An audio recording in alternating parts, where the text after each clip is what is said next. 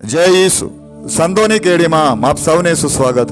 માર્ગ 10:45 કહે છે, ખુદ માનવ પુત્ર સેવા લેવા નહીં પણ સેવા કરવા અને સૌની મુક્તિ માટે પોતાનું જીવન અર્પી દેવા અવતર્યો છે.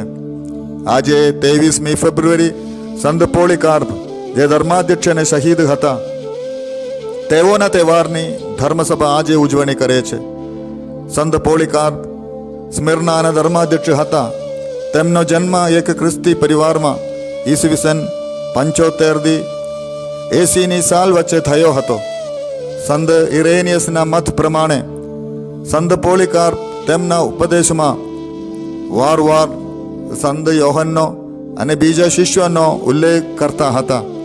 આમ સંત પોલિકાર્પ પ્રેષિતો વખતની ધર્મસભા સાથે સંકળાયેલા હતા. જ્યારે અંત્યોકના સંત ઇગ્નાસને શહાદત માટે રોમ લઈ જવાના હતા, ત્યારે તેમનો સંત પોલિકાર્પ સાથે ભેટો થયો અને તેમને સંત પોલિકાર્પને અંત્યોકીની ધર્મસભાની સંભાળની જવાબદારી સોંપી.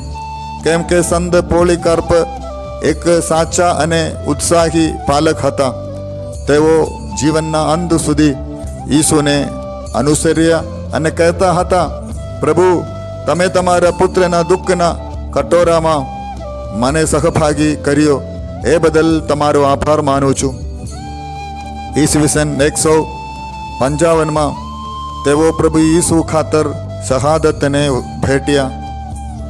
એ સર્વસમર્થ પિતા પરમેશ્વર, ધર્માધ્યક્ષ પોલિકાર્પને તમે શહીદોની ઉજ્જવળ હરોળમાં બેસવાનું બહુમાન બખ્યું.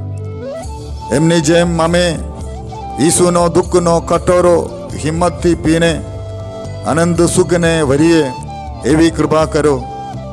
પ્રણામ મરિયા, કૃપાથી પૂર્ણ, પ્રભુ તારી સાથે છે. ભાગ્યવંત તું સ્ત્રીઓમાં અને ભાગ્યવંત તારા ઉદરનું ફળ ઈસુ. એ પવિત્ર મરિયા, પરમેશ્વરની માં, અમો પાપીઓને વાસ્તે વિનંતી કર, હમણાં અને અમારા મોતની વખતે. આમેન.